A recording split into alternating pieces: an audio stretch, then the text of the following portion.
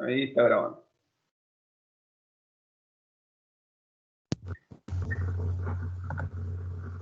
Bien, la clase pasada empezamos con sistemas fotovoltaicos y empezamos a ver lo que son los componentes. Vimos varios, vimos esencialmente cómo funciona un módulo, las células fotovoltaicas, las denominaciones, cómo afecta la sombra, en las curvas características, en cómo están conectados. Yo les mostré esta curva en donde hay situaciones en donde se ve modificada. Le subí un archivo en PDF en donde está cada una de las modificaciones, por qué puede ser, cuál es el motivo. A su vez también les puse un video sobre la termografía con drones, que está bastante bueno.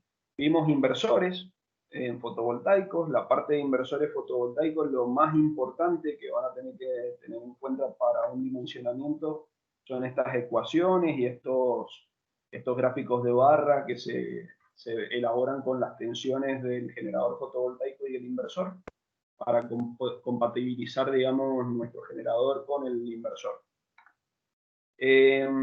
Vimos hasta ahí, hicimos un ejemplo, nombramos algo de reguladores de carga, baterías y bueno, y llegamos hasta acá. Este software, no sé si lo vieron, véanlo, es para poder calcular un banco de baterías, yo lo tengo acá abierto. Es bastante sencillo, ustedes tienen que ir poniendo las cargas, ponen el tipo de batería y la profundidad de descarga, y algunas otras cositas, y bueno, les va a dar el dimensionamiento de cuántas baterías tienen que poner ustedes para alimentar esas cargas. Véanlo, es bastante fácil, no es central en la materia, por eso no profundizamos mucho más. Lo importante acá es que ustedes aprendan a diseñar el generador fotovoltaico en el banco de baterías, pero para tener una idea de la magnitud de los bancos, en el práctico les pedimos que hagan un cálculo con este software.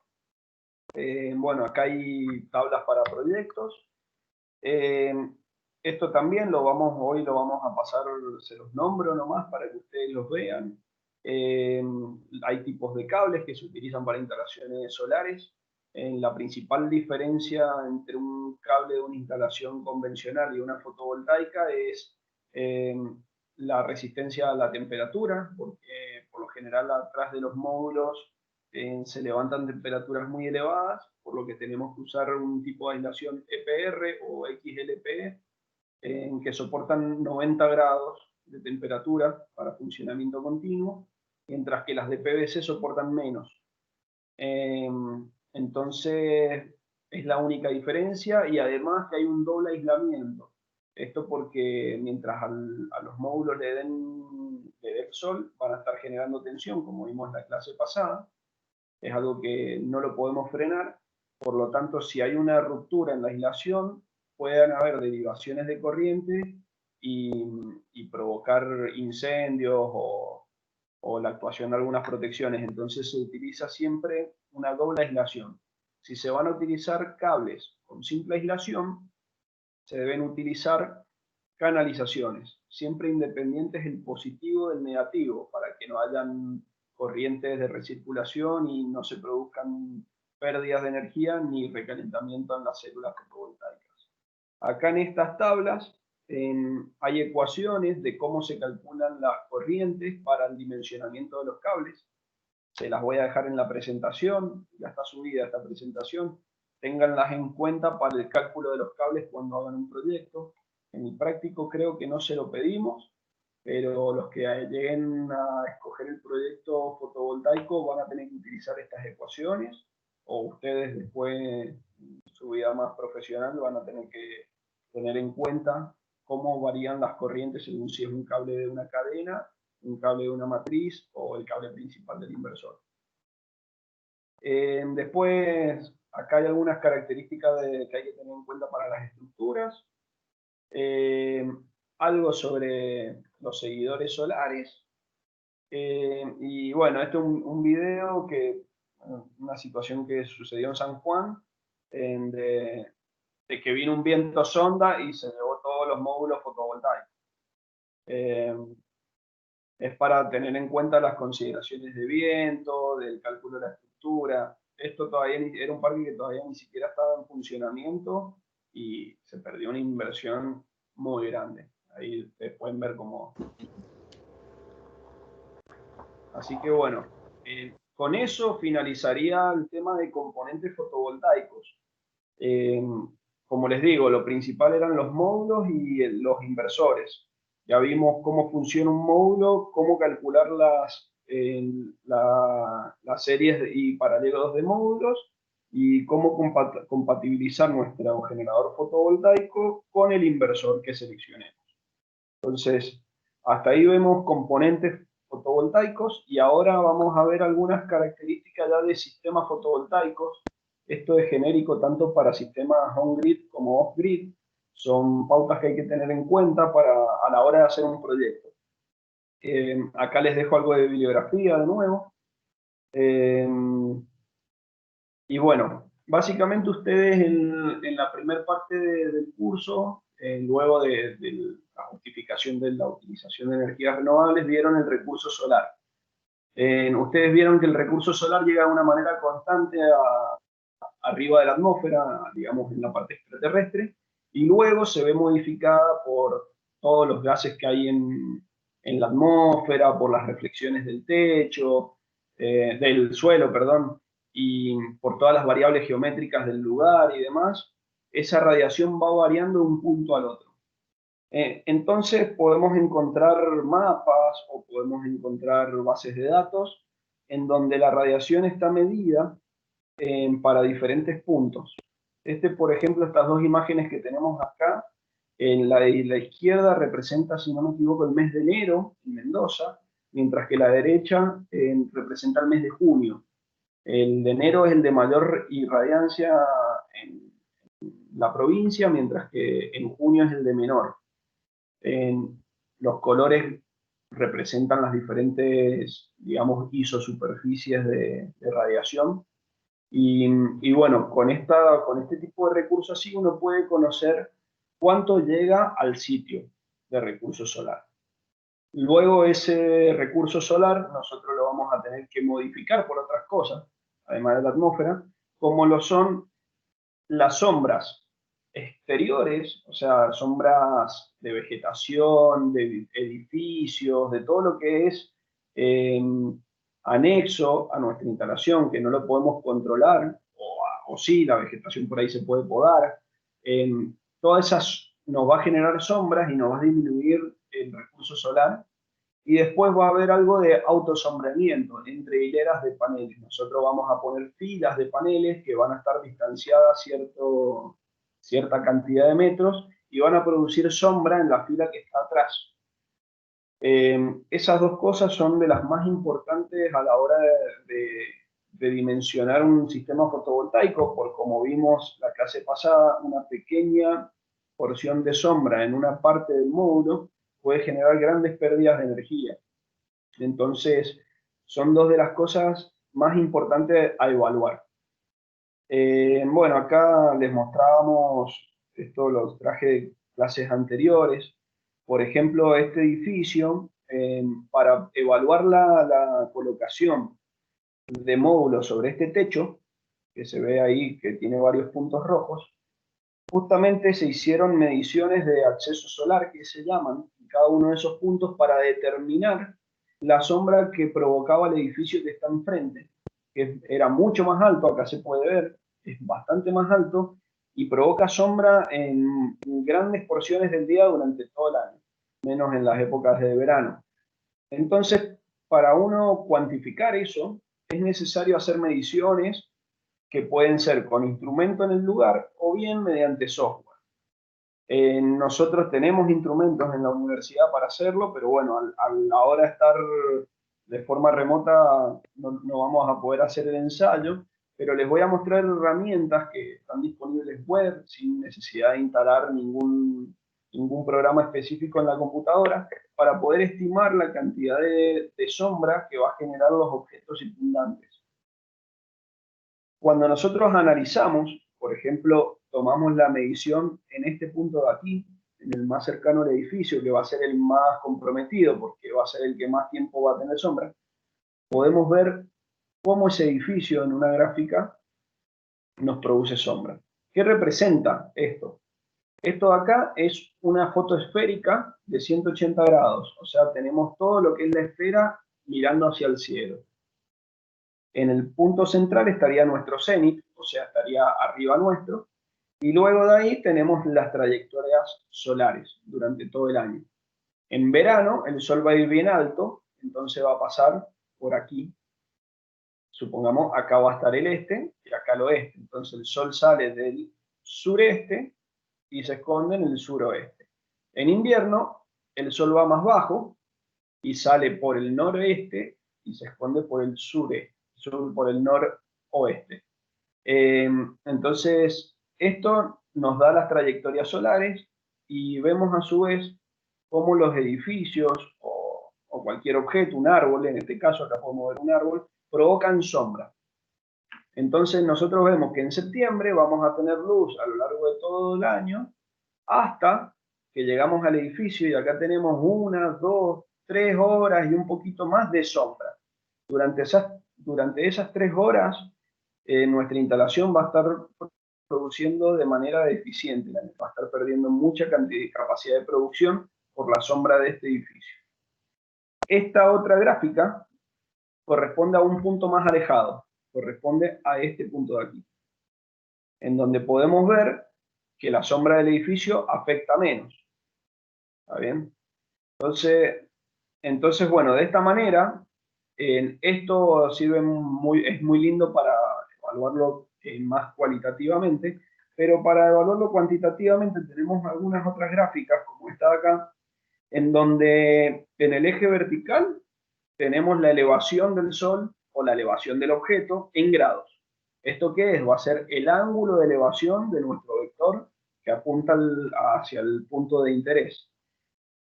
Y en el eje horizontal tenemos el azimut. El azimut no sé si recuerdan cuál es, pero mirando hacia el norte tenemos 0 grados, mirando hacia el este tenemos 90 grados positivos y mirando hacia el oeste 90 grados negativos. Entonces, de acuerdo al azimut, nosotros rotamos nuestro vector y de acuerdo al ángulo de elevación, elevamos nuestro vector hasta el punto de interés. ¿Hasta ahí me siguen? Esto es más complicado. Por ahí ya lo vieron un poco con Fernando, pero esto es complicado por ahí interpretar a la primera. Era que el azimut, o sea, en este caso apunta al norte con 0 grados porque está en el hemisferio sur.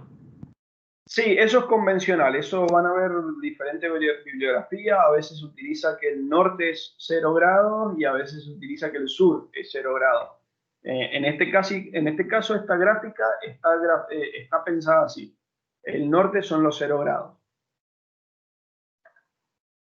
Pero bueno, ahí Bien, perfecto. lo que vamos a hacer ahora, que yo les dejo el enlace acá, es ingresar a un software que está online, que está bastante bueno. Acá van a tener un poco de información. Acá tienen esa esfera que yo les contaba de 180 grados, una semiesfera, en donde se proyectan desde el punto de interés líneas hacia cada punto de superficie que produce sombra y se evalúan las sombras en las trayectorias solares. Entonces tienen gráficas como la que les mostré recién. En este caso está hecho para el hemisferio norte, por eso las trayectorias solares van hacia el otro lado. Ustedes, lo que hace el software es simplificar a través de bloques, porque básicamente un edificio, evaluarlo de manera tan detallada, no tiene un impacto tan significativo y es un costo de cómputo y de tiempo mucho más grande.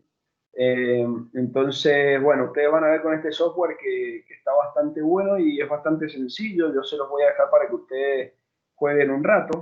Acá en esta imagen se puede ver bien cómo para el punto de interés genera de diferentes vectores y va analizando las sombras. Entonces, juguemos un poquito con el gráfico ahora para verlo. Ustedes lo inician y se abre en la web, como podrán ver. Entonces, bueno, este es mi punto de interés, que lo puedo mover, lo puedo desplazar. Acá yo puedo programar el día, la hora del año y la latitud y la longitud. Entonces, por ejemplo, nosotros estamos en una latitud de -33, acá en Mendoza, en una longitud de -68, si no me equivoco. Ustedes me corregirán, 69.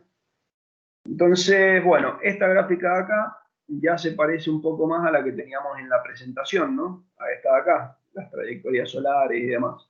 Eso es porque depende de la latitud y la longitud por donde se va a trasladar el Sol.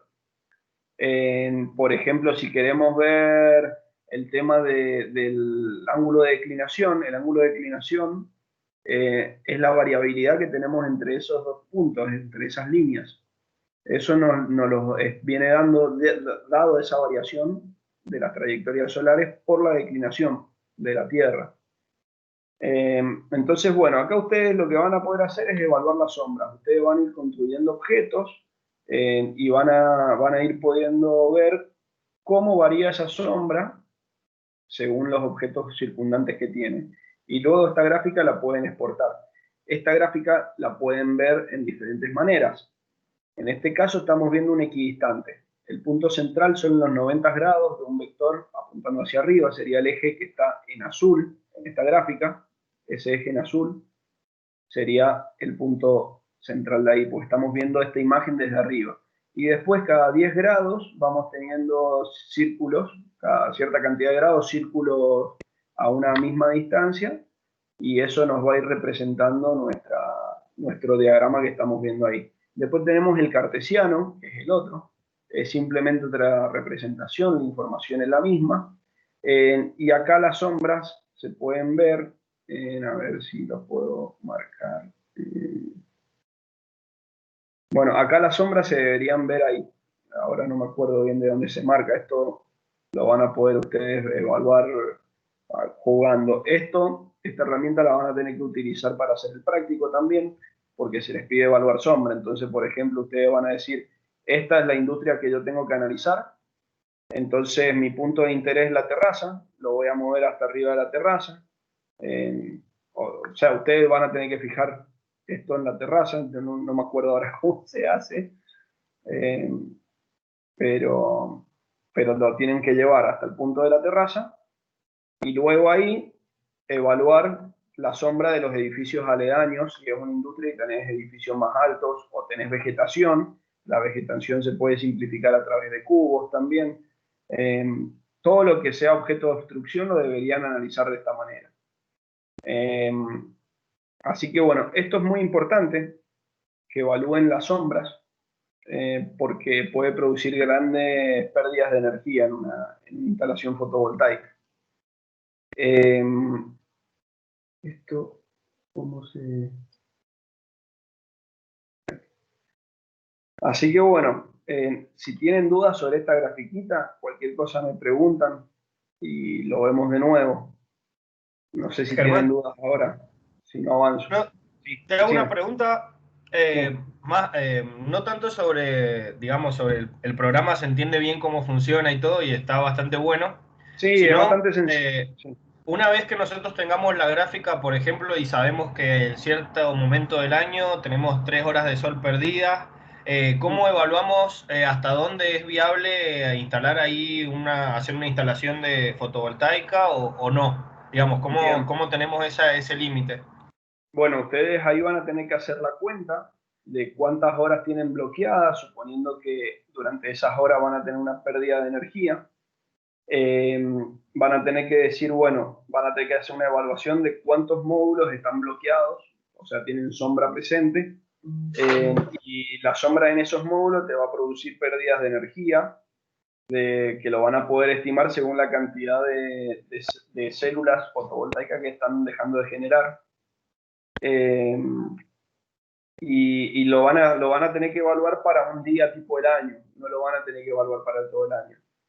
Si ustedes manejan software después de esto, que no es la idea del curso, la idea es que hagan los cálculos manuales, ustedes de esta gráfica exportan los datos en forma de tabla, exportan azimut y altitud, y le ponen la sombra, el porcentaje de sombra que tienen, y los software te lo consideran.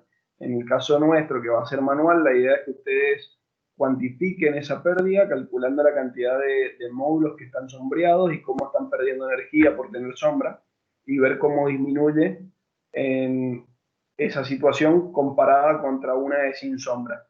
Ahí van a poder sacar un rendimiento que les va a dar el porcentaje de energía que están perdiendo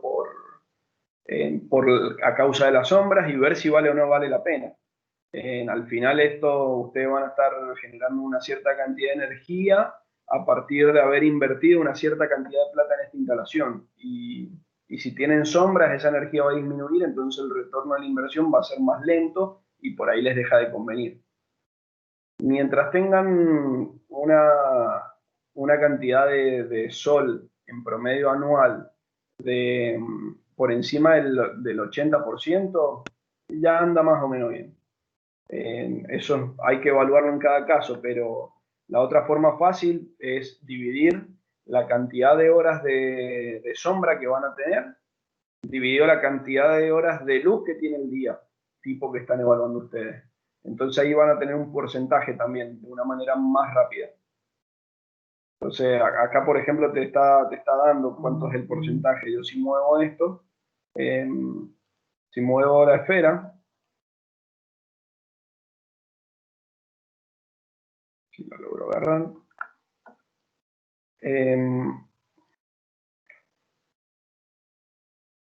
si muevo la esfera hacia la sombra, fíjense cómo los porcentajes que están acá abajo van cambiando porque se me obstruye cada vez más el sol. Entonces, con esos porcentajes ustedes van a poder ver también la pérdida de luz que tienen para esa época del año.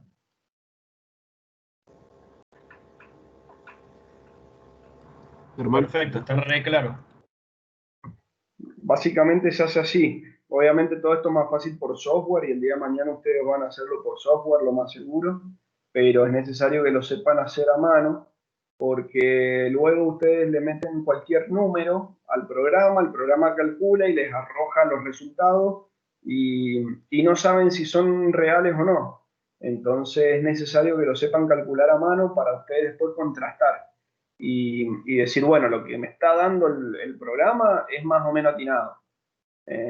Y poder hacer alguna verificación manual, a ver qué pasa si yo pongo sombra, debería disminuirme en tanta magnitud. Esto es así, entonces agarre, hacen usted una evaluación manual a ver si está bien cómo está calculando el software. No porque el software se equivoque en sus ecuaciones, sino que por ahí uno mete mal los datos o los mete en el lugar incorrecto. Entonces, por eso es importante que lo hagan a mano. Pero bueno, esto de las sombras es algo que jueguen con el software, metan el proyecto que hayan elegido para hacer el trabajo práctico en este software, dibujen el cubito de la industria que vayan a utilizar, dibujen los edificios aledaños. Recién uno de los chicos me preguntaba que cómo hacíamos para relevar una industria ahora con el tema del COVID. No hace falta que sean datos reales, pueden ustedes hacer datos hipotéticos, obviamente intentando de que se acerquen lo más posible a la realidad. La idea es que hagan el proyecto lo más real posible para que les sirva a ustedes después en la vida profesional. Entonces, si el edificio industrial que eligieron no tiene edificios aledaños que provoquen sombra, bueno, no importa, invéntense vegetación, invéntense un edificio más alto al lado, cosa de poder evaluarlo y experimentar esto. Esa es la idea. Bueno, el enlace al software se lo voy a dejar en la presentación y se los puedo apuntar si no también después en el Teams. Bueno, sí. ¿Las sombras generan algún tipo de deterioro en la vida útil del panel? Bueno, eso depende del tamaño de las cadenas y depende de las protecciones que vos tengas incluidas. Vos en lo que son protecciones tenés tres tipos de diodos. Tenés diodos de derivación en paneles, diodos de derivación en cadenas y diodos de bloqueo. ¿Para qué sirven cada uno de esos diodos? Los diodos de paneles sirven para derivar la corriente cuando tenés una cadena de células con sombra. ¿Para qué? Para que no se te sobrecalienten esas células. porque vas a estar teniendo una sobreproducción de corriente que va a estar recirculando dentro de cada célula. Se producen puntos calientes que pueden terminar fisurando el material semiconductor y haciendo que no funcione más. Entonces, para eso sirven los diodos de derivación en los módulos. Después tenés diodos de derivación en cadenas, en que eso es cuando vos tenés un módulo o dos o tres módulos de una cadena que van a tener sombra recurrente, vos le pones un diodo a ese grupo de módulos para que cuando hayan sombras se derive la corriente y evitar que se rompan. Después, cuando tenés toda una cadena expuesta a sombras durante un periodo del día, se ponen lo que son diodos de bloqueo. ¿Qué es lo que hacen los diodos de bloqueo? Impedir corrientes en sentido contrario que vengan de otras cadenas.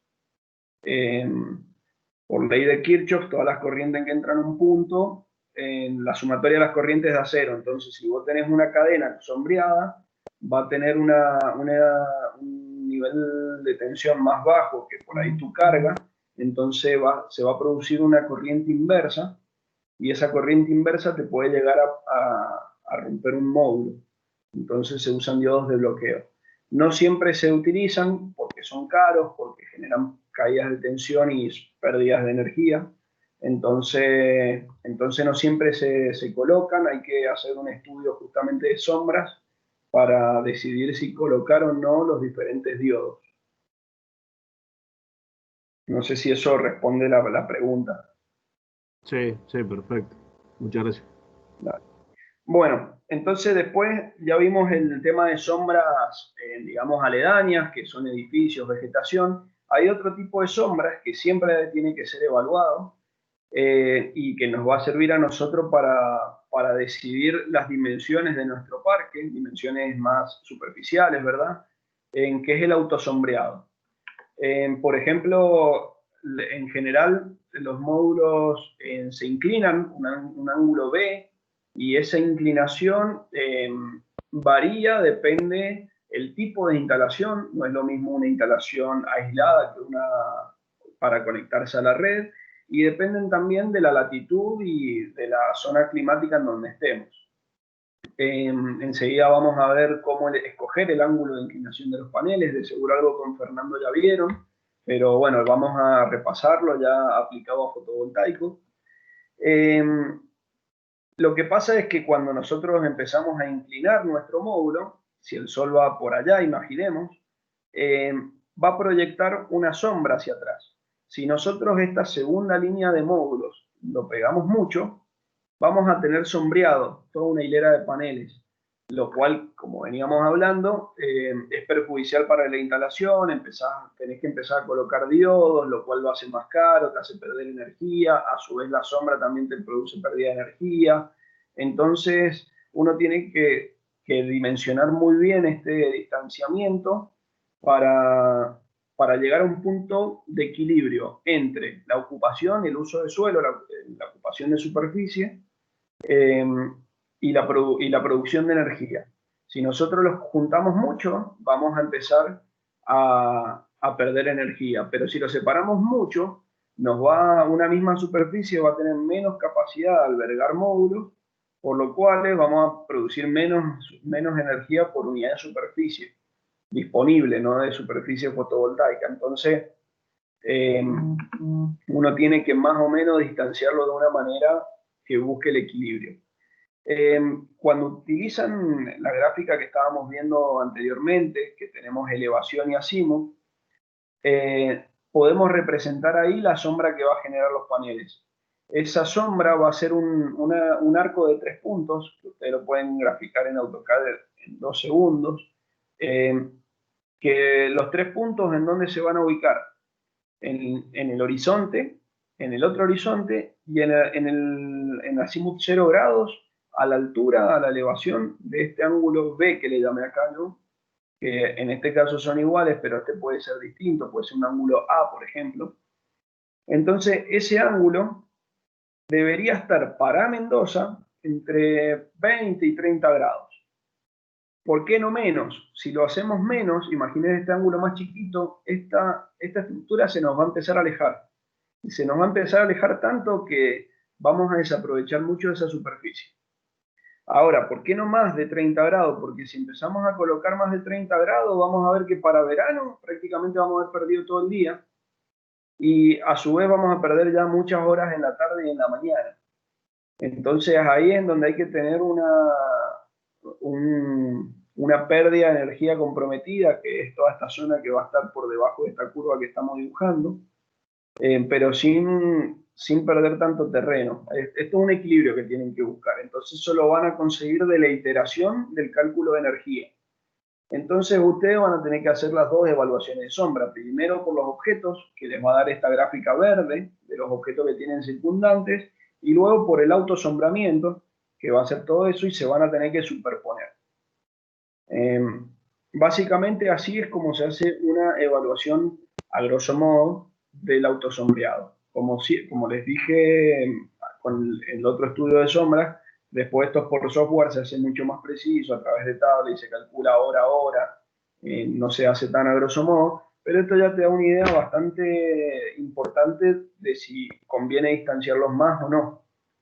Esto va a depender también de dónde lo estemos instalando y la inclinación, recuerden, del módulo. Esa inclinación del módulo va a variar.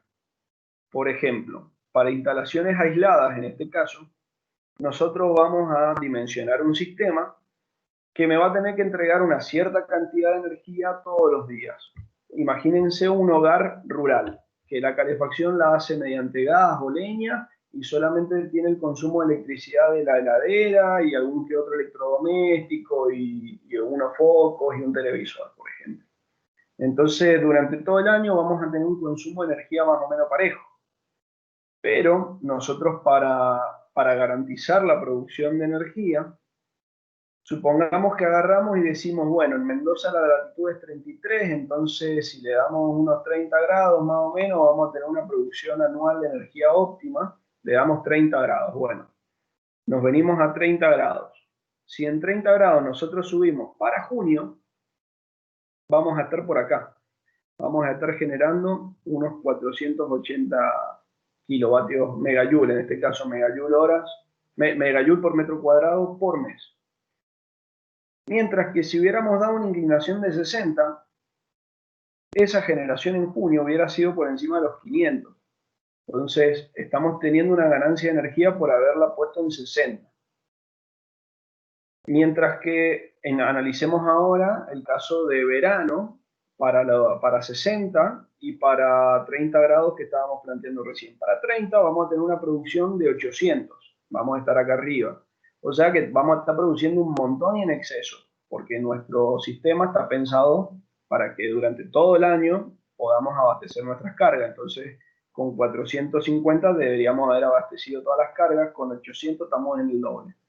Mientras que para invierno estamos hablando de una producción de energía muy similar a 530. Entonces, ¿qué se hace para instalaciones aisladas? Se ve la época de interés para la cual nosotros estamos dimensionando. En el caso de una instalación que va a funcionar todo el año, nosotros dimensionamos para la peor condición, que es invierno.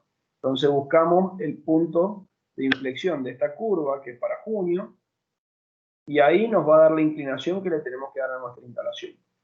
Si nosotros, en cambio, estamos pensando en alguna aplicación para que funcione en primavera, por ejemplo, tenemos que ir a septiembre. Septiembre es esta de acá.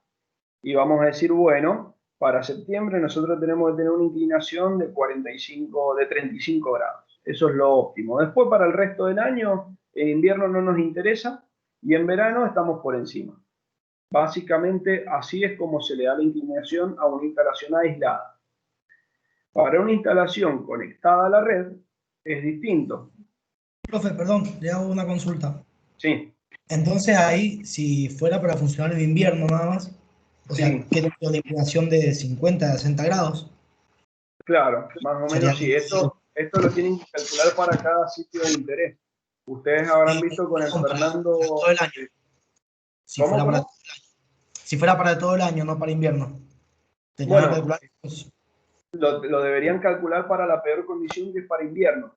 Porque fíjate que si yo le pongo 60 grados, No hay en ningún otro mes que te dé menos cantidad de energía que para la peor condición. Siempre están por encima.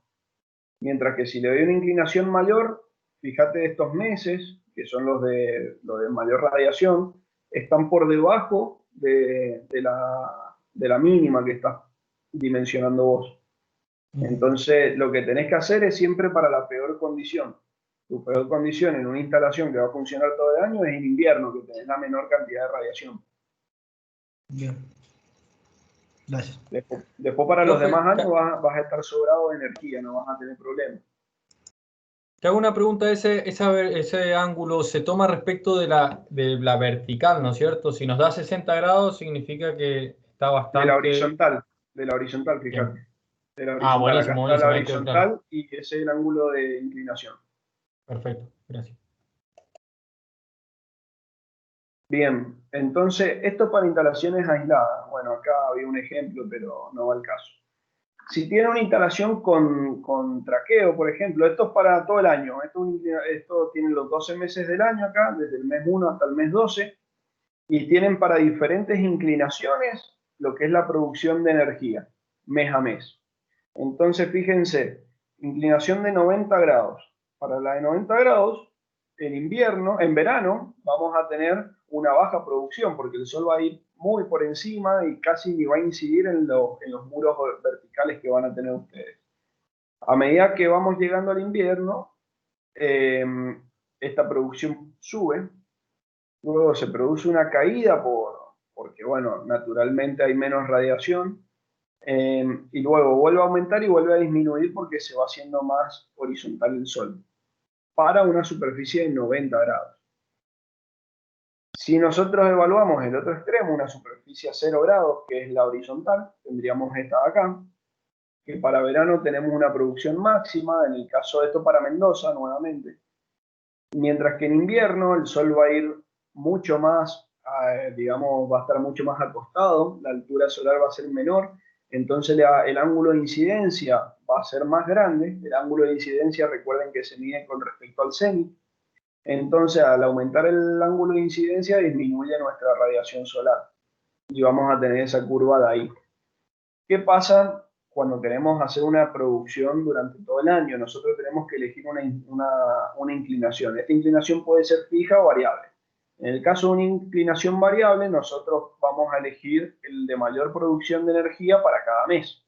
Entonces, por ejemplo, en enero le daríamos 0 grados, en febrero le podríamos dar 0 grados o 15 grados, pero ya en marzo le tendríamos que dar 30 grados, en abril, fíjense que ya me conviene 45 grados, entonces si quieren hacer una instalación con traqueo, tendrían que ir buscando el punto máximo que envuelve a estas curvas. ¿Por qué? Porque el área debajo de esta curva me representa la cantidad de energía que me va a generar mi instalación. Mientras que si tienen que elegir una inclinación fija, ustedes deberían integrar, o sea, calcular el área de cada una de estas curvas y ver cuál es la que mayor energía les da. Cuando hacen eso, pueden obtener una curva como esta, en donde tienen el ángulo de inclinación y la energía anual que disponen en el sitio. Esto está calculado para Mendoza con una base de datos meteorológica X y está dando más o menos acá en 25 o 26 grados. Estas curvas yo creo que con Fernando las vieron en una planilla de Excel. Esa planilla de Excel la confeccionamos con él y la hemos probado y anda bastante bien. Ustedes ahí pueden sacar, por ejemplo, de alguna base de datos meteorológica los datos visuales típicos para un sitio y obtener todas estas curvas. Entonces, con estas curvas, si se trata de una instalación conectada a la red, utilizan esta porque quieren optimizar la generación de energía anual, mientras que si se trata de una instalación aislada de la red, van a utilizar esta porque quieren cumplir con un mínimo de energía anual. Después, si generan por exceso, no importa, ustedes tienen que abastecer las cargas en la peor condición. Entonces, eso tienen que considerar para el ángulo de inclinación. Entonces, con ese ángulo de inclinación, que va a ser este de acá, van a poder determinar con la altura que consideren de sombra, van a poder determinar las dimensiones que tienen acá. Todo esto es trigonométrico. son relaciones de ángulos, longitudes de un triángulo rectángulo, entonces es bastante sencillo, solo tienen que poder hacer sin problemas. Entonces, bueno, ahora les dejo un ejercicio, no sé cómo vamos con la hora. Quedan 45 minutos. Está este ejercicio, no sé si lo quieren hacer ahora o quieren hacerlo después y si quieren lo hacemos como un TP2, como ustedes me digan. Hay bastante más para ver, así que si ustedes quieren hacer esto, bueno, lo hacemos ahora, si no lo hacemos después de un trabajo. Yo creo mejor como un trabajo, profe, después lo vemos tranquilo y así vamos avanzando, ¿no? Y aprovechamos la clase con todos estos Bueno, conceptos que están muy buenos, yo creo. Se aprovechan bueno, mucho la clase así. bueno, como Exacto, yo estoy de ustedes quieran. acuerdo. Bueno, entonces este ejercicio ya lo publico como un trabajo práctico. Está resuelto, no está resuelto, así que se los dejo. Acá simplemente les mostraba unos modelos. Por ejemplo, este de acá es para una instalación conectada a la red, en donde tienen las cadenas de módulos. Estas cadenas forman una submatriz o subarreglo que tienen sus protecciones eléctricas, fusibles, seccionadores, todo esto quizá lo ven con Andrés mañana y si no, después lo vemos en alguna otra ocasión. Y bueno, este subarreglo combinado con este otro subarreglo en una caja de combinación se conectan con el cable principal al inversor y esto se conecta a la red. En el caso de un sistema aislado, van a tener algo similar, van a tener las cadenas. Acá pueden ver los diodos de bloqueo. Estos son diodos de bloqueo y estos son diodos de bypass, que se los nombraba anteriormente. Y después tienen otros diodos de bypass dentro de los módulos, que son de bypass o de derivación. Van a tener las cadenas conectado a un cuadro de fusibles, siempre todo conectado a tierra, ¿verdad? Y conectados a un inversor controlador. Esto, fíjense que es un inversor con un regulador de carga. Y en este caso está accionando a una bomba de agua. Esto es una instalación aislada, que es la que vamos a ver ahora. Discúlpenme un segundo que voy a cerrar la cortina que me está dando el sol en la cara.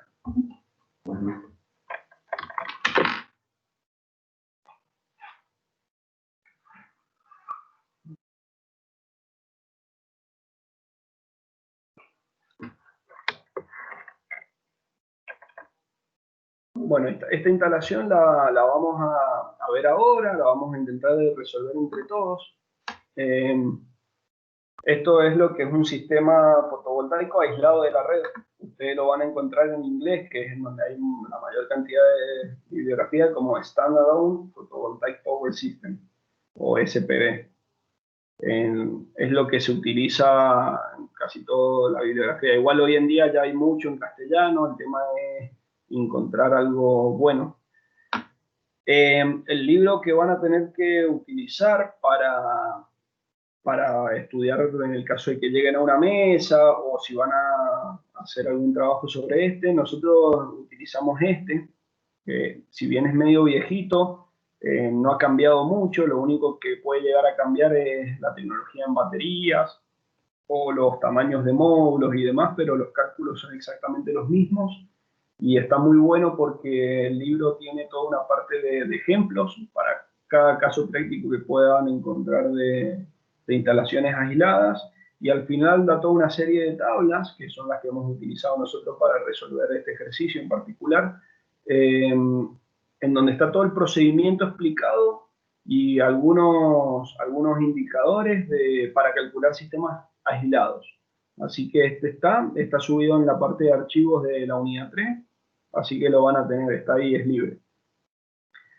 Bueno, el proceso de dimensionamiento de una instalación conectada a la red difiere de las que son aisladas. En el caso de instalaciones aisladas, hay un proceso de cálculo bastante rígido, por ahí puede variar algún poco, pero en general se usa este esquema, en donde primero tenemos que interpretar nuestro problema. Siempre la interpretación del problema es necesaria. Vamos a, bueno, una industria, una vivienda, un equipo de radio, un equipo de telecomunicaciones que esté, de una antena que esté en el campo. Vamos a tener un montón de situaciones que resolver, entonces hay que tener que interpretar el problema. Luego de que se interpreta, hay que estimar la carga. Nosotros, el generador fotovoltaico va a tener que tener la capacidad de suministrar la energía necesaria para alimentar esa carga y además para cargar un banco de baterías que tenga energía de reserva para cuando no haya sol.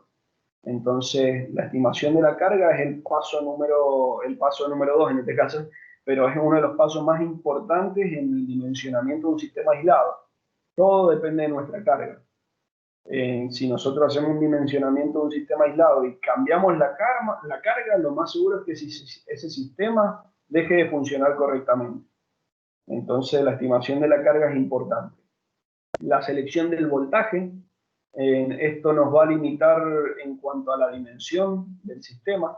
Mientras más alto es la tensión de nuestro banco de baterías, más chica es la corriente para una misma potencia, por lo cual disminuyen también las secciones de los cables. Entonces, si vamos a dimensionar un banco de baterías grande, porque tenemos una carga grande, hay que aumentar la tensión de ese banco de baterías. Eso es una premisa que hay que tener. ¿Qué pasa si nosotros no lo hacemos? Vamos a tener conductores muy grandes y vamos a tener bancos de batería también muy grandes, entonces empezamos a perder económicamente en nuestro sistema. El tema de subir la tensión es que los componentes son más caros y sofisticados por lo general. Entonces también hay un equilibrio que hay que buscar ahí técnico-económico en la selección del voltaje. Luego de que tienen estimada la carga y han seleccionado el voltaje, tienen que hacer una estimación del recurso solar, que es lo que vieron con Fernando. Y más o menos nombramos un poco arriba. Luego en la estimación del recurso solar y la corrección por sombras y todo lo que hay que hacer para saber en dónde nosotros vamos a colocar el módulo, cuánta energía solar tenemos, tienen que dimensionar y seleccionar las baterías. Esto va a estar relacionado con la selección del voltaje del sistema y con la carga. Nuestra carga nos va a decir cuánta energía diaria necesitamos.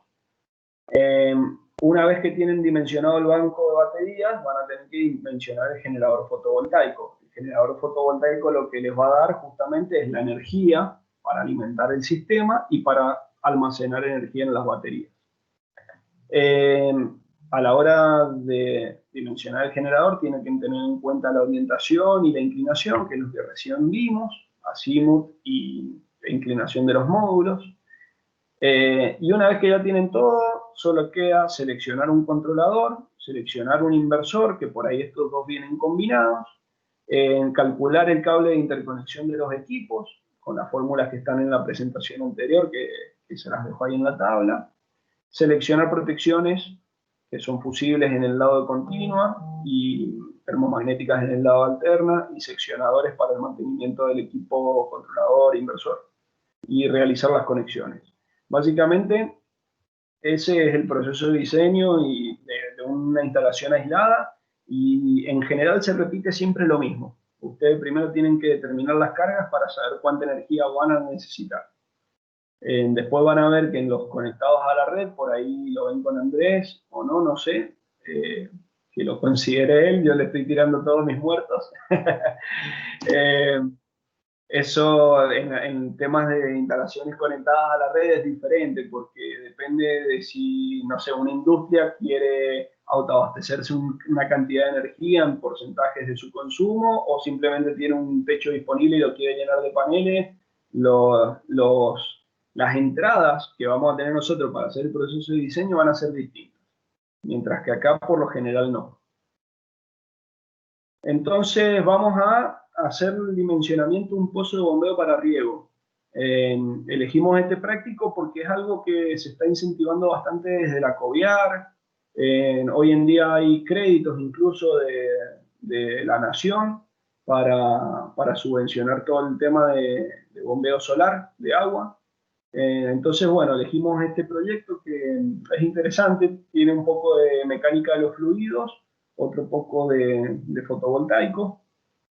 Entonces, bueno, lo primero que hay que hacer es interpretar el problema. Entonces, tenemos un campo en el departamento de la Valle sin acceso al sistema de distribución eléctrico que posee un bombeo de agua que funciona con un equipo generador diésel.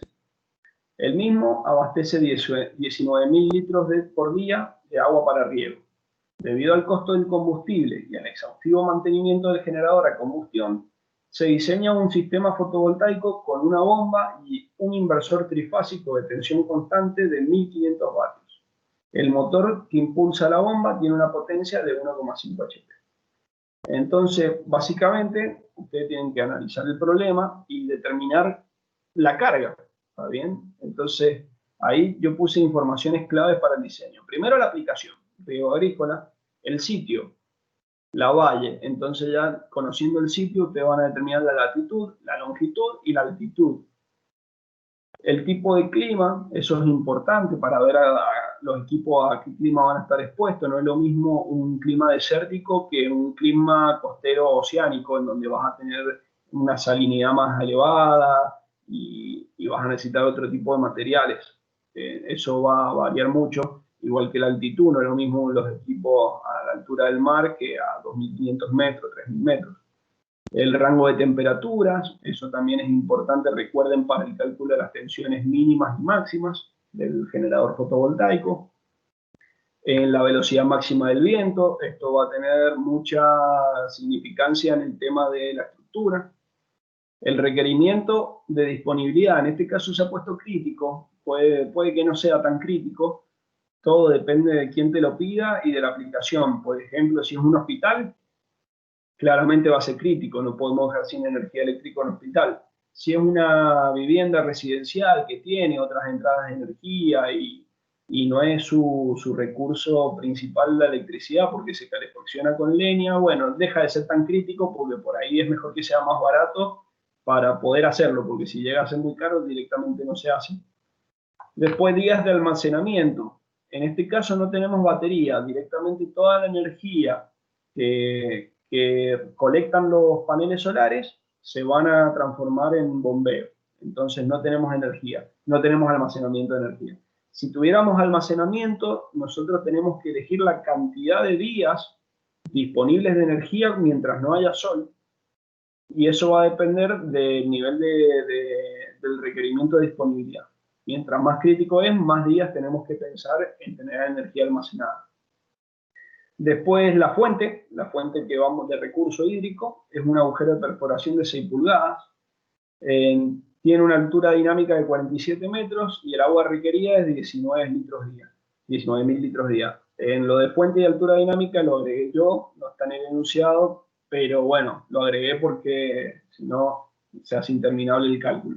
Son cosas que ustedes deberían después medir en campo en el caso de hacer un sistema como este. Entonces, vamos a ver todo el procedimiento. Esto, como les digo, está en el libro ahí de Sandia, que lo pueden descargar, van a ver un ejemplo muy similar. Yo lo adapté acá para un caso nuestro de la provincia, pero bueno, ahí hay varios ejemplos. Lo primero que tenemos que ver es la capacidad de la fuente, son 5.600 litros hora. ¿Por qué? Es importante saber la capacidad de nuestra fuente, porque nosotros no le vamos a poder sacar más que eso.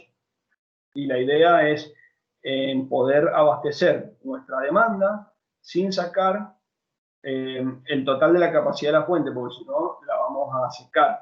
Entonces es un límite que vamos a tener para el dimensionamiento de nuestra instalación.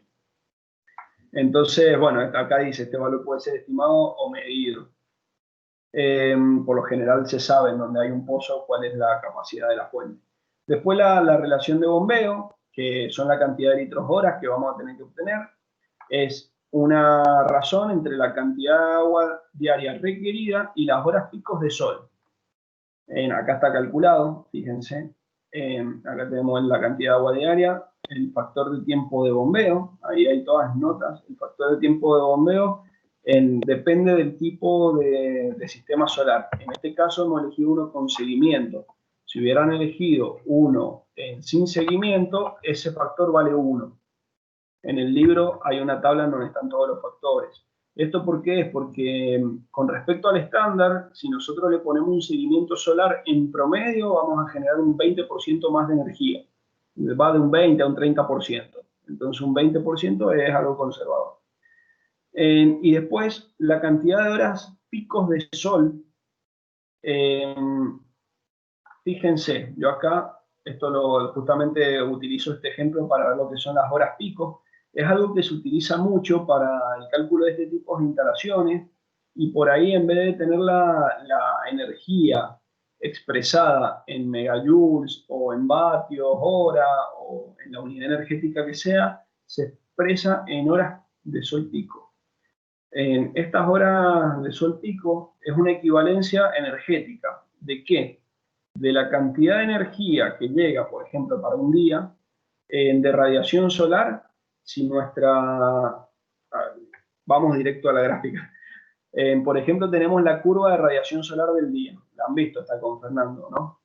Es una curva típica de un día claro para un sitio. Nosotros vamos a tener que, a medida que sale el sol, empieza a aumentar la potencia de nuestra fuente, que es el sol, hasta llegar a un máximo en el mediodía solar y luego empieza a disminuir. Si nosotros integramos toda esta curva, la azul, nos va a dar una cantidad de energía. Esa cantidad de energía, en lo que hacemos nosotros es transformarla por un área cuadrada, en donde el límite superior es una línea constante de 1000 vatios por metro cuadrado. Entonces vamos a tener una cierta cantidad de horas a 1000 vatios por metro cuadrado que me van a representar la misma cantidad de energía que si me hubiera variado la radiación. Entonces, de esa manera se calculan las horas pico de sol. La equivalencia es que una hora de sol en solar pico es igual a 3,6 megajoules por metro cuadrado. Esto viene de la conversión de unidades simplemente. Entonces, fíjense que las condiciones estándar de los módulos eran 1000 vatios por metro cuadrado a 25 grados centígrados y con un factor de masa de aire de 1,5. Bueno, estos 1000 vatios por metro cuadrado están relacionados con eso. A su vez están relacionados con algo de la física de la radiación, que un cuerpo negro a la temperatura del sol, más o menos, la integral de energía de la radiación solar es este número. Entonces está todo más o menos relacionado y tiene una significancia las horas solar porque me dan una idea de la cantidad de energía que puede llegar a un lugar. Entonces, al aplicar esas horas día, nosotros podemos sacar los litros por hora que podemos bombear. Esta es la razón de bombeo, los litros por hora. ¿Está bien? Bueno. Germán. Sí. Sí. Te hago una consulta. Ese valor convencional de 1000, varía si, o sea, en este caso lo estamos planteando para una zona como Lavalle. Y si fuera algún otro lugar, ¿podría ser menor? ¿O convencionalmente se hace el cálculo genérico con ese valor y después se corrige con factores? ¿Cómo es? Convencionalmente se utiliza 1000 vatios por metro cuadrado. Es como el ensayo de los módulos. Todos los módulos en cualquier parte del mundo vienen ensayados bajo esas condiciones. Son las condiciones estándar. Esto es exactamente lo mismo. Si vos estás hablando de horas solares pico, es esta equivalencia que te acabo de mostrar. No existe otra. No es que se corrija para cada sitio en particular. Acá nosotros vamos a tener, no sé, por ejemplo, acá nos dio de 8 horas pico para Mendoza, quizá en Santa Cruz o en algún lugar con una latitud más grande, este número va a bajar a 6 y con eso comparas entre un sitio y otro.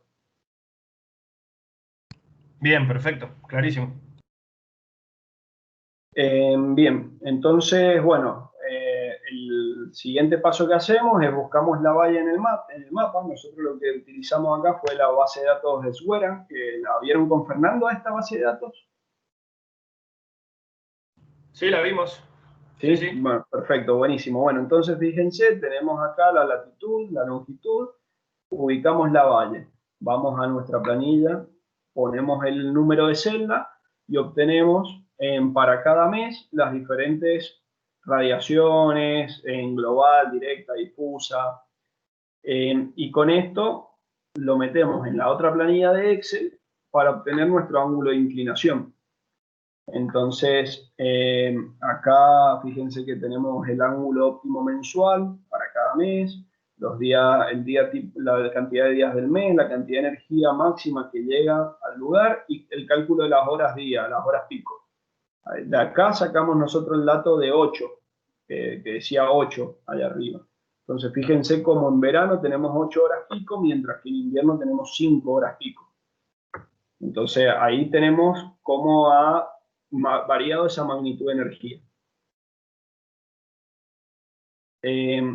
Bueno, después lo que tenemos que calcular, como dijimos en el proceso de diseño, es nuestra carga. Tenemos que hacer un estudio de la carga que queremos alimentar.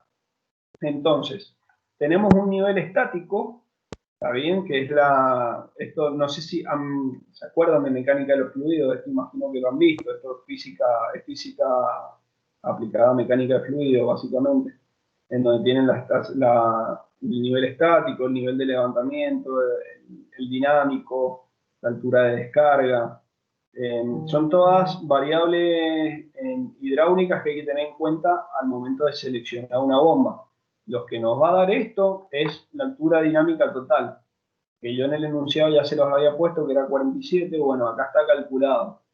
Esto va a venir de las dimensiones de nuestra perforación y de nuestra bomba, depende a qué profundidad está la bomba bombeando, cuánto es la cañería que tenemos para levantar el agua, cuánto es la cañería de descarga, la presión de nuestro pozo, que también nos va a favorecer si tienen una presión más alta. Bueno, acá yo se los dejo, esto después mírenlo, no vamos a profundizar, que no es lo que nos interesa, y nos quedan unos 20 minutos nomás, así que vamos a ir. Acá sacan todas las dimensiones, ¿ven? Acá está la bomba de pozo, el almacenamiento y el controlador de la bomba de pozo con el generador fotovoltaico. Entonces acá elegimos la bomba, una grupos de 1.5 HP, sumergible multietapa, con un motor de inducción, la tensión, fíjense que ya me está dando la tensión de la bomba, en la corriente óptima, esto es si está funcionando con un buen rendimiento de la instalación, que se calcula, recuerden, con la altura y el caudal. Tienen las curvas de rendimiento, la curva de la instalación, y en donde se cruzan es con la eficiencia que están manejándose ustedes en el sistema. Las bombas de pozo tienen un rendimiento no muy alto, es la realidad. Por eso se hacen multietapa y demás para mejorar un poco el rendimiento. Entonces, bueno, con todos los datos de la bomba, empezamos. Nosotros requeríamos 19 litros por día, 19.000 litros. La altura dinámica que tenemos es de 47, un factor de conversión de unidades. Entonces acá tenemos, fíjense, caudal por altura, era la manera de calcular la energía necesaria por el sistema bombeo. Entonces acá este 367 es para transformarlo a vatios hora por día, nos da una cantidad de vatios hora. El rendimiento del sistema, que lo podemos sacar de acá, depende del tipo de bomba que estemos usando, el rendimiento que elegimos. Esto es genérico, obviamente si ustedes tienen una ficha técnica de la bomba que están colocando, ponen el del fabricante, cosa de que sea más exacto el cálculo, sino acá tienen algunos valores promedios. Y con esto calculamos la cantidad de energía fotovoltaica que necesitamos por día. Entonces vamos a tener que calcular para nuestra época de interés cuál es el tamaño de nuestro generador que nos produzca esta energía. Que si lo dividimos por la cantidad, por la tensión que maneja la bomba, nos va a dar los amperes hora día. Estos amperes hora se utilizan también mucho en sistemas aislados. Imagino que ustedes lo habrán sentido en las baterías de los autos. Los amperes hora que te da la batería es una equivalencia energética que está relacionada con la tensión. Pero fíjense que digamos es un equivalente energético. Entonces, con esta carga tenemos que empezar a aplicar las pérdidas en el cableado, pérdidas en la batería. En este caso nosotros no tenemos batería, entonces la eficiencia es 1, y tenemos una carga corregida. Con esta carga corregida y las horas pico nos va a dar la corriente de diseño. Entonces, fíjense, yo acá elegí junio, que es el mes de menor radiación. Acá está mal. Este 8 debería ser 5. Esto está mal el ejercicio acá, pero bueno, tomémoslo como correcto. En junio acá debería haber tenido 5. Entonces calculamos la corriente de diseño. Con esta corriente nosotros vamos a tener que calcular los cables, las protecciones eléctricas, vamos a tener que ver que nuestro regulador de carga soporte este nivel de corriente, que la bomba soporte el nivel de corriente este también. Fíjense que mientras menor es la energía, mayor va a ser la corriente. Las horas pico era un equivalente de energía, entonces al estar dividiendo, si yo acá pusiera 5, este número se me dispara. Acá utilicé la curva, fíjense, al ser un sistema aislado, utilicé esta curva. Luego, una vez que ya sé cuánta energía quiero generar, selecciono el módulo. En el módulo voy a tener primero la marca, modelo, siempre tienen que intentar tener el catálogo del fabricante porque va a haber información que se les va a pasar a anotar y la van a necesitar. Incluso cuando entregan un proyecto siempre es necesario que en el manual de mantenimiento esté la ficha técnica de los fabricantes de los equipos, porque si se rompe un panel y lo tienen que reemplazar, recuerden que ese reemplazo tiene que ser por un módulo que tenga las mismas características de tensión y corriente, si no, nuestra cadena empieza a funcionar mal. Bueno, dimensiones para ubicar los módulos en el terreno, el peso, los diodos de derivación si tiene o no tiene, y acá en donde, bueno, ya empezamos con los parámetros eléctricos y tenemos a condiciones estándar la tensión y la corriente, circuito abierto la tensión, cortocircuito la corriente. Y acá tenemos la tensión a la temperatura más alta esperada. Recuerden que habíamos anotado en los datos importantes del problema el rango de temperaturas, creo que llegaba a 39 grados.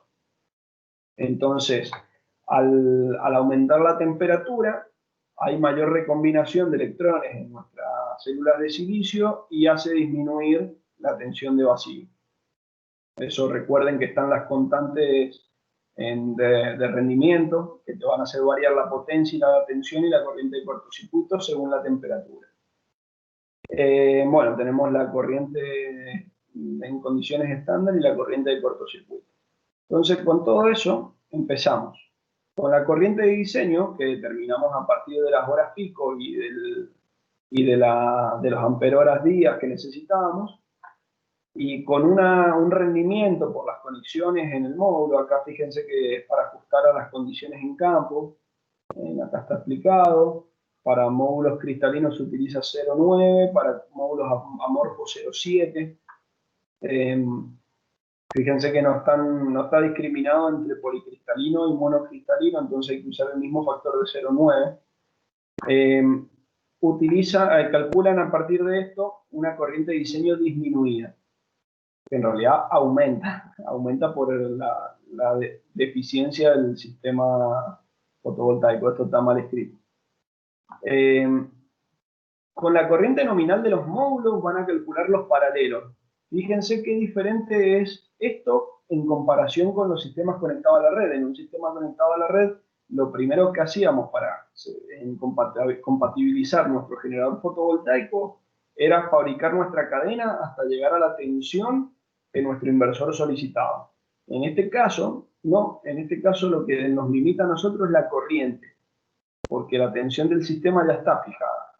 Entonces, con la corriente nos va a dar la cantidad de módulos en paralelo que tenemos que tener. Entonces, acá vamos a decir que necesitamos 4 módulos en paralelo. Luego que tenemos los módulos en paralelo, tenemos que calcular los módulos en serie. Esto para llegar, fíjense, con la tensión y la tensión de salida del módulo a la temperatura más alta, que va a ser la tensión, va a estar disminuida.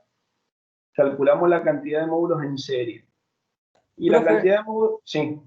Disculpame, en la diapositiva anterior salía que tomaba 4 módulos en paralelo ahí, y si nosotros hacemos 3,6 por 3 nos da 10,8, que nos da los 11. ¿Por qué colocamos 4 en vez de 3? A ver, ¿cómo sería? Si haces 11 dividido 3,6, ¿cuánto da? Ah, no. 11 dividido 3,6. Me da 3,05, como que estamos más cerca del 3 que del 4. A eso Bien, iba pero por ahí. bien, bueno, ahí puede estar muy justito. Quizá habría que probar. Yo creo que si pones 3, por ahí no te va a dar el requerimiento de bombeo hídrico. Pero bueno, Bien, sí, habría que probar. Ahí justamente esa es la gracia de aprender los cálculos y de no usar software. Porque por ahí el software te hubiera dicho, no, tenés que usar 4 porque es mayor de 3 y quizás tampoco la diferencia que te conviene usar 3. claro. Entonces, eso habría que probarlo, pero sí, podría usarse 3 en ese caso y ver No, qué porque da.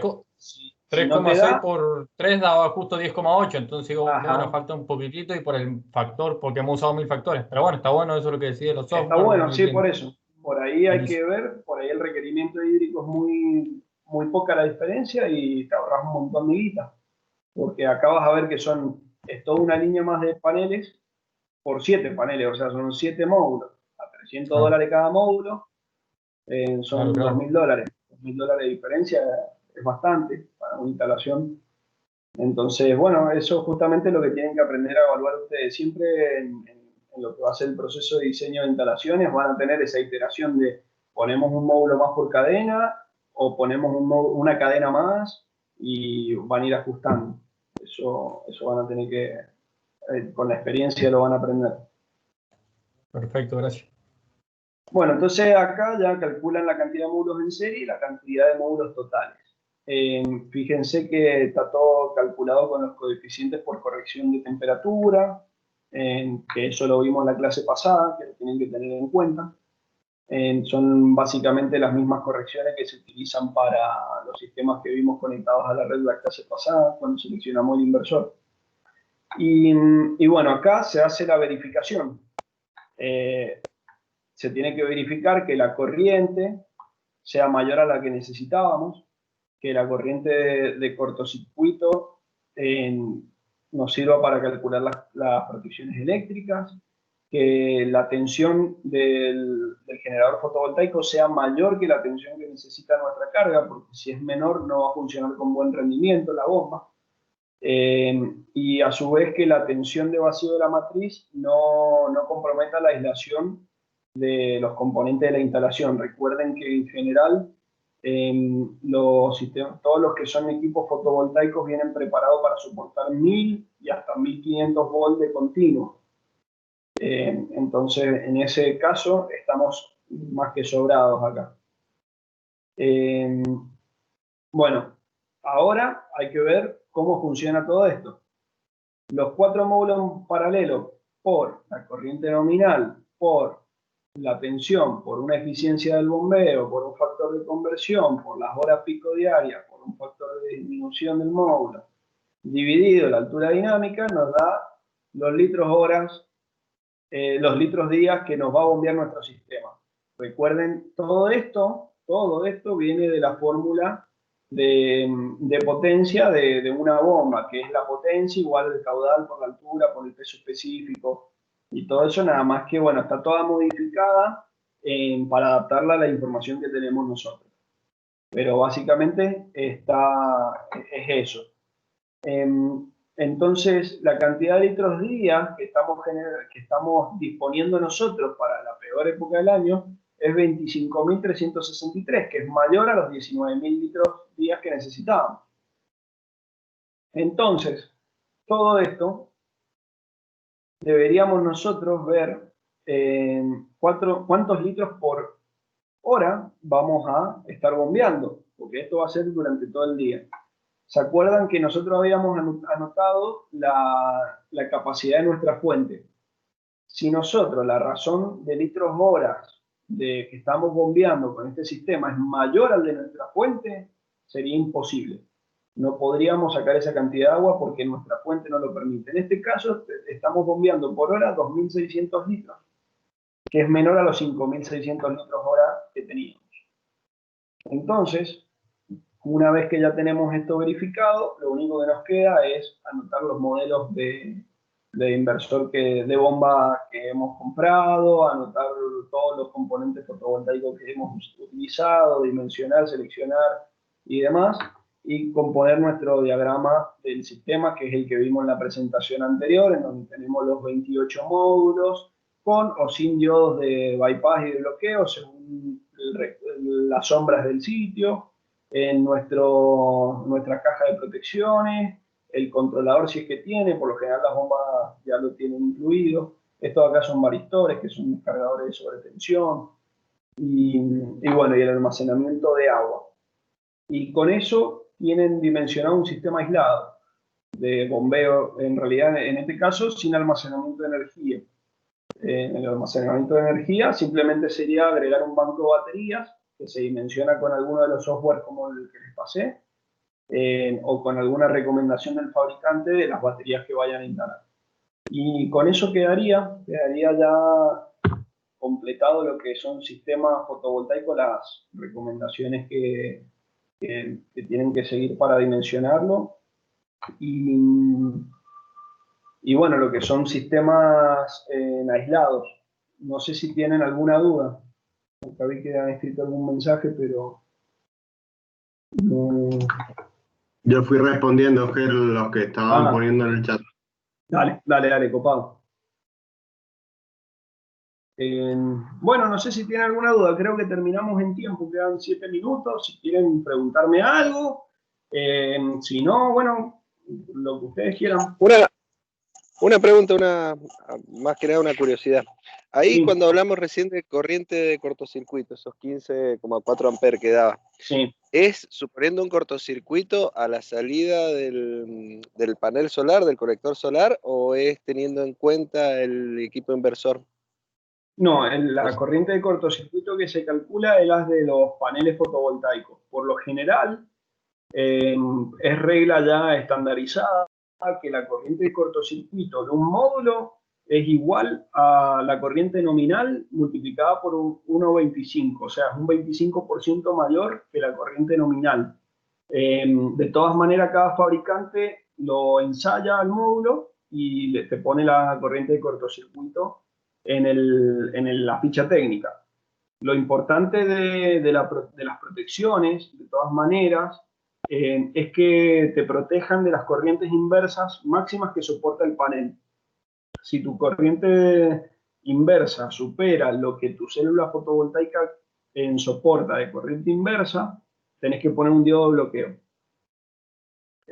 Cosa de que no hayan corrientes inversas que te puedan romper las células. En el caso de que tenías 4 cadenas en paralelo, si una está sombreada, va a tener una corriente menor, una tensión menor, y van a haber corrientes de las otras cadenas que están en paralelo que van a tender en parte hacia la carga, pero en parte en forma de corriente inversa a esa cadena que está sombreada. Si los cálculos que vos haces, porque tenés muchas cadenas en paralelo, la probable corriente inversa que tenés en una cadena es mayor, que por lo general es 15 amperes, a la corriente inversa que soporta el módulo, tenés que poner un diodo de bloqueo. Y a su vez tenés que poner un fusible que accione en el caso de tener una corriente mayor a esa corriente de cortocircuito. Perfecto, Sí. ok. Si ustedes ven la ficha de los paneles, ahora va cambiando porque hay potencias más grandes, pero los de 375 vatios, 400 vatios, ya te vienen con la capacidad de fusible que le tenés que poner a esa cadena y andan en ese valor, en los 15 amperes más o menos. Porque lo que se ha buscado en la evolución de los sistemas que son fotovoltaicos es crecer en tensión y no crecer en corriente, porque si vos creces en corriente tenés que empezar a utilizar conductores más caros, de mayor diámetro, y que además de encarecer la instalación, también tenés mayores pérdidas. Acuérdense que las pérdidas dependen de la corriente al cuadrado y la resistividad del conductor. Entonces, lo que han buscado es crecer en tensión, por más que tengan que mejorar los aislamientos de los equipos, para mejorar el tema de pérdidas de energía. Bien, y la otra pregunta que tenía era, más o menos si hay alguna recomendación o directamente lo sacamos con cálculo del tema de la distancia de donde se colocan los paneles al inversor, más que nada por justamente las pérdidas que nombraste. Bien, bueno, vos se puede querer colocar en algún lugar práctico, qué sé yo. Suponete, pensándolo en el lugar donde yo trabajo, diríamos, y el inversor lo ideal sería tenerlo en la subestación, protegido, y el panel en un parque que está afuera, pero bueno, hay una distancia bastante grande. Sí, Entonces, bueno, eso te va a venir limitado por justamente todas esas condiciones que te va a dar el proyecto. Lo que se está soliendo hacer es poner inversores distribuidos que van directamente colgados mecánicamente en la misma estructura de los paneles solares. Pero también están las opciones de poner un inversor centralizado, que lo vimos la clase pasada, los tipos de inversores. Y hay veces que uno por seguridad quiere tener inversor dentro de la edificación. Lo que te va a variar ahí es la longitud en canalizaciones y en cables, y te va a variar mucho lo que es el diámetro del cable en continua. Recordá que los cables de continua, el positivo va por una canalización, el negativo por el otro, entonces eso encarece bastante. También el tema de que es un material resistente a la temperatura y de que tenés que intentar de disminuir las pérdidas. En general, en las instalaciones residenciales o de edificios, las pérdidas que se aceptan son del 3 al 5%. En instalaciones fotovoltaicas, para mejorar lo que es la producción de energía, como es una instalación que tiene que durar 20, 25 años, conviene aumentar el diámetro y disminuirlo a un 1,5% de pérdidas por caídas de tensión. Entonces, si vos aumentás mucho la longitud de tu lado continua, te va a aumentar mucho el diámetro de los cables de las cadenas. Entonces, por lo general, los inversores tienen que ir cerca de los paneles, lo más cerca posible. Además, también por tema de descargas atmosféricas. Es mejor que un rayo o una falla eléctrica que te genere sobretensiones o sobrecorrientes sea del lado de alterna que del lado de continua. Porque del lado de continua las protecciones son caras y a su vez es muy difícil detectar. Lo más seguro que se te rompa algún módulo, por más que las protecciones actúen. Las protecciones te van a proteger al inversor. Los paneles es muy difícil protegerlos. Entonces, se busca siempre eso, en minimizar la conducción en continua y compensar con la conducción en alterna. perfecto. Entonces, el dato que está bueno es para tener en cuenta de 3 a 5% de domiciliaria y 1,5 como mucho por ciento de pérdida. Más o menos un dato como referencia. Sí, son datos de referencia. Después te van a variar según el proyecto. Por ahí no te conviene porque te vas a una sección muy, muy grande o tenías un cable en el depósito que te servía y bueno, y pones ese. Pero en general son las premisas de diseño que tenés que utilizar. Perfecto. Pablo, yo de algo voy a comentar mañana. Pablo, por las dudas, porque no sé si se interpretó bien lo que menciona Germán de las pérdidas del 3 al 5%, eso es en una instalación domiciliaria o industrial convencional de corriente alterna, digamos, del tipo de la cual nosotros estamos acostumbrados a calcular. Y el valor que él menciona del 1,5% son para todas las instalaciones fotovoltaicas, ya sean residenciales, industriales, de media tensión, de alta, etcétera. O sea, por las dudas, si no se quedó claro eso. Igual mañana lo menciono bien y mañana les dejo la pica para que vengan y no se queden durmiendo la siesta. Mañana vamos a estar viendo mucho de lo que explicó Germán, con algunas acepciones hacia la que es la generación distribuida on-grid conectada a la red, con casos prácticos, ¿sí? Con casos prácticos en los cuales nosotros hemos estado relacionados en distintas etapas y partes del proceso de una instalación de pequeña o mediana o gran envergadura, y yendo básicamente a la ingeniería dura, entre comillas, para que puedan ver ustedes cuál es y cómo se lleva todo lo que han estado viendo hasta ahora, realmente se aplica y no queda solamente en los libros o en una diapositiva, en una clase de las que damos aquí. Así que eso lo vamos a estar viendo mañana y bueno, después obviamente quedamos con Germán disponibles para otras consultas. Gracias. Sí, eso por ahí se entendió mal.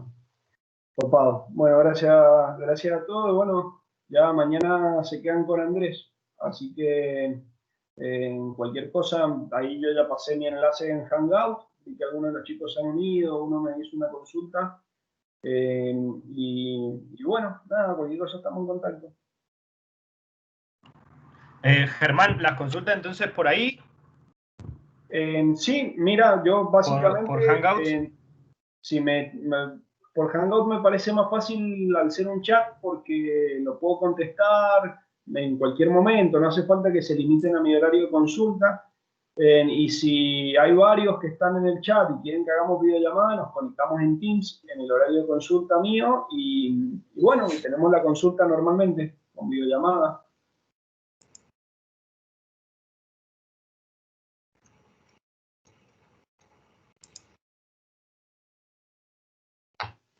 Disculpame, te quería hacer una pregunta Sí. con respecto a los paneles solares. Yo tengo un catálogo, pero me dice potencia nomás con respecto a la tensión que manejan. Me dice el catálogo, me tiene que decir a qué tensión específica sale cada módulo. No entendí muy bien la consulta. Vos tenés un catálogo y ese catálogo te muestra varias variables eléctricas del módulo. No, solamente me da la potencia. No, entonces es un catálogo que no sirve mucho. Recordá que nosotros, yo te mostré varias tablas que traen todas las fichas técnicas de un módulo, y acordate que tenés que tener los coeficientes de variación de potencia, tensión y corriente por temperatura, la tensión y corriente de vacío y cortocircuito, y la tensión y corriente del punto máximo de potencia para las condiciones estándar, por lo menos. Así que fíjate, porque quizá tenés un catálogo que es muy genérico, que te muestra muchos modelos, y después tenés que buscar la ficha técnica del modelo que te interesó a vos. Ah, bien. Sí, seguramente debe ser así. Bueno, muchas gracias. No, por favor. Bueno, cualquier cosa nos estamos comunicando. Muy bien, adiós. Hasta luego. Chao, gracias.